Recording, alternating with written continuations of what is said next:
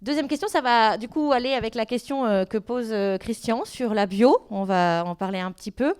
La question 2, donc depuis leur création, les associations membres d'Impact s'opposent à la vision qui réduirait l'agriculture à sa seule fonction productrice de matières premières, destinée à satisfaire des consommateurs et des industriels. Face aux dérives d'un système agricole ne répondant pas aux enjeux de vitalité du monde rural, de durabilité des ressources, Impact prône une agriculture multifonctionnelle. Alors le terme de multifonctionnalité regroupe les trois fonctions de l'agriculture, fonction économique, environnementale et sociale. Donc, c'est dire que les activités agricoles ne produisent pas seulement des denrées pour l'alimentation et l'industrie, mais aussi, dans leur territoire, elles produisent des biens, des services multiples, marchands ou non marchands, des biens environnementaux, des externalités économiques, des externalités sociales et culturelles. Et donc, moi, la question que je vous pose, donc ça met cette externalité environnementale, notamment par la bio.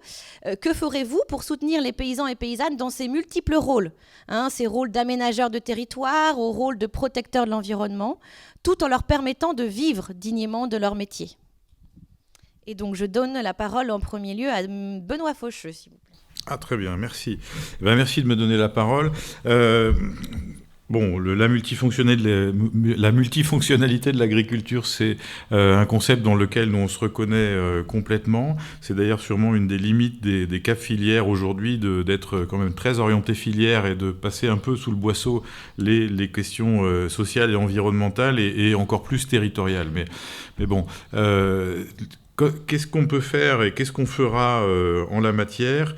Moi, je dirais qu'on souhaite utiliser tous les outils possibles pour accélérer la transition écologique de l'agriculture, que ce soit la politique agricole de la région avec les CAP filières, la partie des fonds européens qui sont donc le FEADER géré par la région, mais aussi la partie sur la politique de l'eau qui a à voir avec l'agriculture, où on finance aujourd'hui des animations à la Chambre d'agriculture qui pourraient aller plus loin, et d'ailleurs qui pourraient être portées par d'autres réseaux, il n'y a pas de monopole là-dessus, pour accélérer la transition écologique de l'agriculture.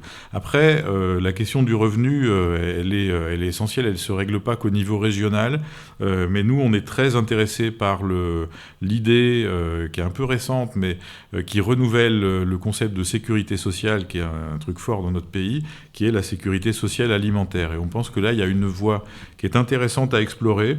La région ne peut pas décider toute seule de mettre en place une sécurité sociale alimentaire, mais elle peut commencer à expérimenter et à tester. Et ça, c'est quelque chose que l'on souhaite faire, avoir un dispositif qui permette à la fois aux plus précaires d'entre nous d'avoir accès à une alimentation de qualité et aux producteurs d'être rémunérés correctement dans un contrat, on va dire gagnant-gagnant entre la société, les précaires et les agriculteurs. Merci. Du coup, je donne la parole à Christelle de Crémier pour rebondir. Alors, sur l'agriculture biologique, très clairement, il faudrait, dès le début du mandat, poser les choses. Et la proposition que nous ferons à la fois au président régional de la Chambre d'agriculture et au président de Biocentre, c'est de faire une conférence de presse à 3, avec toutes les télés, et de dire, de toute manière, à court terme, on va vers du 100%. C'est-à-dire que ce n'est pas une niche, ce n'est pas une option, ce n'est pas ce serait mieux. C'est de toute manière, on y va tous ensemble. Donc après, on va passer tous nos dispositifs régionaux qui en découlent pour finalement se dire comment on aménage selon les productions, avec toute la reconnaissance qu'il y a, etc. Ça, c'est quelque chose qui peut se dire, ça a été dit dans d'autres régions. On doit commencer par donner le cap, c'est le rôle du politique. Et à un moment donné, quand on sait quelles sont les conséquences environnementales sur la santé, toute la multifonctionnalité dont vous avez parlé, il y a un moment où on n'est plus dans le à peu près. Après, la question du timing, elle se fait en discutant. Là, très clairement, je répète, la région perd sa gestion sur les aides surfaciques, mais elle garde les aides non surfaciques. Et donc là, elle va faire le grand slalom pour pouvoir trouver comment on fait quand même pour pouvoir aider la bio et avoir quand même ce levier. Et il y en a plein d'autres. Il y en a plein d'autres qui sont bien sûr à travers les initiatives citoyennes. Le rôle d'Impact sera totalement central Parce qu'à partir du moment où on donne le cap politique avec tout le monde, ça pourrait être 10 ans. La région Nouvelle-Aquitaine avait donné 10 ans. Nous, on pourra peut-être donner 15, on est la dernière région de France en agriculture biologique. Mais ça veut dire que toute l'action régionale, avec les têtes de réseau régional, est focalisée sur cet objectif de conversion totale. Merci beaucoup, Franck Moreau. Donc sur la question de l'agriculture biologique, ce que je viens d'entendre, et je suis un producteur en agriculture biologique, donc je sais de quoi je parle. Aujourd'hui, vouloir convertir l'ensemble de l'agriculture, régionale ou nationale d'ailleurs, l'ensemble de l'agriculture à la bio, c'est à la fois utopique et c'est à la fois extrêmement dangereux, et extrêmement dangereux pour les agriculteurs eux-mêmes. Et parce que ça veut dire un changement de système radical avec des productions amoindries, je sais de quoi je parle, ce qui veut dire aussi une valorisation du produit qui doit être à la hauteur, et il faut aujourd'hui que dans la proposition qui est faite par l'agriculture et sa transformation, qu'on puisse apporter à l'ensemble des citoyens la possibilité de se nourrir. Donc évidemment, dans le projet que nous portons, d'ailleurs, première chose, c'est qu'il y a un engagement aujourd'hui sur le doublement de financement de l'agriculture et du soutien à l'agriculture, et ce n'est pas des mots en l'air. Le secteur agricole sur la région, c'est quelque chose d'extrêmement important. Et la part du bio, justement, dans ces augmentations, elle en bénéficiera évidemment. On a besoin de ce bio, justement, par rapport à des clients. Et je pense que le rapport, aujourd'hui, direct avec le consommateur, le choix qu'il peut faire, parce qu'il y a des gens qui peuvent, à un moment donné, augmenter leur budget d'alimentation, mais il y a aussi des gens qui ne peuvent pas. Donc on ne peut pas aujourd'hui considérer que sur ce seul modèle, on soit capable de nourrir l'ensemble des personnes.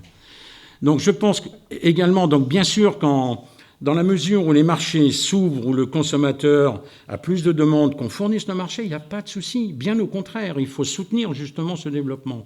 Et toute cette partie en agriculture biologique qui est plus positionnée aujourd'hui sur du circuit court, bien sûr qu'il faut la préserver, la développer. C'est une évidence aussi. Mais il faut garder à l'esprit, excusez-moi, le choix du consommateur. Donc voilà, je pense que notre stratégie est très claire. Elle n'est pas justement de laisser le bio de côté, bien au contraire, mais de considérer l'ensemble de la diversité de notre agriculture. Merci, et je donne la parole à Michel Chassier, s'il vous plaît. Oui, écoutez, je pense également que ce n'est pas possible de parvenir à 100% de bio. Il y a une part de marché qui est croissante, c'est vrai. Il faut que ça réponde à un besoin. Comme je le disais au départ, on ne peut pas décréter une transformation. Il faut que ça réponde à un besoin, il faut que la société aussi évolue au même rythme. Et comme ça vient d'être dit, il y a beaucoup de gens, des gens qui ont des faibles revenus, des précaires, etc. Eh bien, je suis désolé, sans faire de publicité, ils vont chez Aldi ou chez Lidl et acheter le produit le moins cher, quelle que soit sa qualité, au détriment de leur santé d'ailleurs, parce que c'est bien souvent les personnes chez qui on voit tous les problèmes de santé, de surpoids, de diabète et tout ce que l'on veut. Mais ça, on ne peut pas le changer ou décréter que ça va se transformer. Donc il faut encourager effectivement l'agriculture bio, d'autant plus qu'il y a une demande. Et que si on est en retard, les surfaces, au niveau de surfaces cultivées en bio en France et dans la région centre, on est en retard par rapport à d'autres pays, par rapport à nos voisins, et on voit que sur certaines productions, on importe du bio d'Allemagne, ce qui est quand même un peu dommage. Et là, on n'est plus dans les circuits courts, donc nous sommes pour l'accompagnement, on dit aussi pour la formation des jeunes dans les lycées agricoles sur ces sujets, parce que ça demande aussi une formation. Mais un accompagnement, là, on n'ira pas effectivement on ne fixera pas l'objectif des 100%. Je crois qu'il y a aussi d'autres cultures qui sont nécessaires. Et il y a la question du revenu. Parce qu'effectivement, le bio, il faut le vendre, il faut qu'il y ait un marché. Et on ne peut pas compenser, le compenser par des systèmes de subvention ou d'aide. Voilà, c'est pas le but. Il faut qu'une production produise un revenu. Merci. Et donc, on finit avec Temanuata Girard sur cette question. Donc, on parlait bien de bio, mais aussi de multifonctionnalité, n'oubliez pas.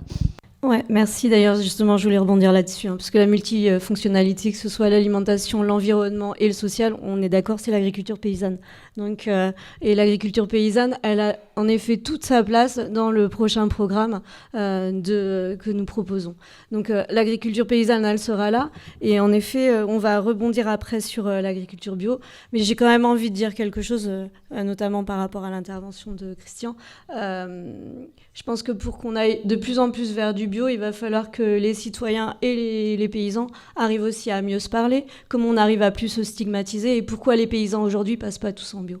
Donc en effet, la PAC, elle aurait pu nous aider. C'est un petit point qu'on aurait pu espérer avec l'aide sur les petites fermes, avec plus de possibilités d'aller vers cette transition. On se rend compte qu'on s'est bien fait griller par le gouvernement là-dessus et que de toute façon, on va stagner sur une position. Donc, je pense qu'il faut en effet poursuivre en tout cas vers cette conversion. Donc, nous, on s'engage à multiplier encore par 4 la superficie en région centre en agriculture biologique. Mais je pense qu'il faut aussi un accompagnement auprès des producteurs pour arriver à maintenir une rémunération, arriver à maintenir un outil en fait concret. Juste, je voulais aussi revenir sur le revenu. C'est pour tout ça que tout à l'heure, j'ai parlé des outils de la structuration des filières. Pour moi, c'est les outils de transformation, c'est une dynamique locale sur nos productions qui arriveront à créer de la valeur et qui, du coup, arriveront à mettre une dynamique et arriveront, du coup, à donner une alimentation. Et le fait qu'elles soient appuyées par des outils de collectivité font en sorte que, du coup, cette alimentation, elle est saine, mais elle est surtout accessible à toutes et tous. Donc, vu qu'on n'a pas réussi à avoir cette part sur la PAC, parce que on a... Bon, je me tais, sinon je vais aller trop loin. Merci. Merci. J'ai prévu une question sur la PAC, normalement. Voilà, donc... Voilà. Merci en tout cas de respecter ces 2 minutes. J'imagine que c'est pas facile. Et ben du coup, on a Hervé Bédoué qui va nous faire ce petit travail de 3 minutes de retour. Merci. Oui, bon, on a entendu des choses intéressantes. L'objectif 100% bio, bien sûr, c'est l'objectif. Voilà, mais bon, à travers ça, il faudra un certain nombre de mesures. Quand on parle de multifonctionnalité,